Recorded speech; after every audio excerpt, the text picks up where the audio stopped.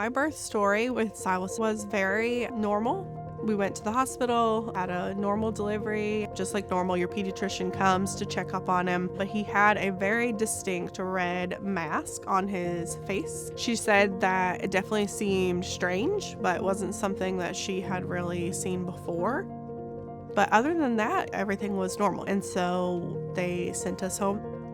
We were first-time parents, so, you're taking the word of what they're telling you. The next day, she called me and asked me to come in again. She wanted her partner in the practice to look at him. He looked at him for maybe a minute, and he told me that he believed was called epidermolysa bullosa, and then he kind of sent us on our way. I was trying to figure out what was going on, so I took my 1-week-old baby and I asked the dermatologist if he would look at him, and he graciously said yes. He did assure me that he did not think that it was EB. He took a biopsy and did some things, but that he had no idea what it was.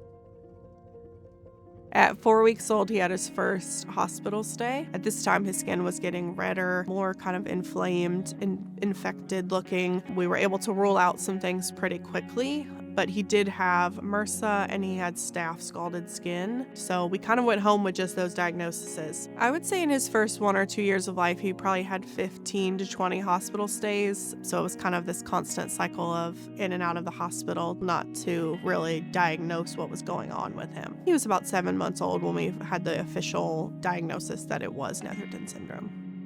Netherton Syndrome is a genetic condition, and it is a overreaction of a protein which causes a spectrum of different issues affecting the skin: inflammation, irritation. He experiences significant skin infections, kind of a constant itch. He is known to get inflammation, we call it a flare, where his skin is kind of really red. My legs and arms are really bad. They get the worst of it probably because there's like skin scabs almost all over my arms and legs, and it's probably the most difficult part of Netherton. We've definitely had to miss some days of school. If he wakes up and it's hard for him to walk or hold his pencil, there are days where he has to stay home and miss school. It's hard to look at your child and not be able to just take away pain or insecurity. As a mom, we all want our kids to have the easiest path that they can. We try to be as positive as possible, but there are definitely days it's hard as a parent to see your kid go through it.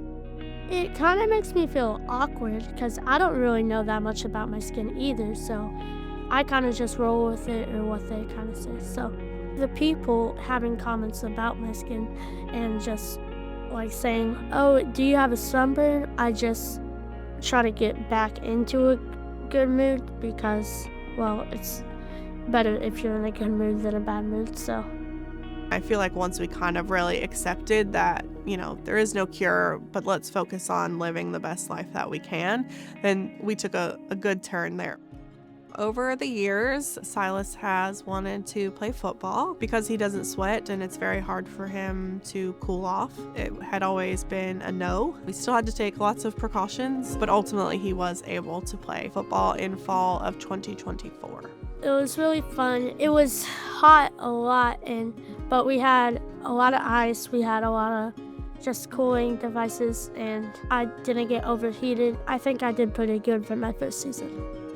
My biggest hope is a cure. I do hope that someday that he hears, hey, you can take this medication and it's gonna take these things away that make your life harder. If you're someone with Netherton, my advice would be just to be the biggest advocate that you can for yourself or your child, to make sure that you're asking questions, that you're doing research, and to also just try to live your life as, optimistic and happy as possible.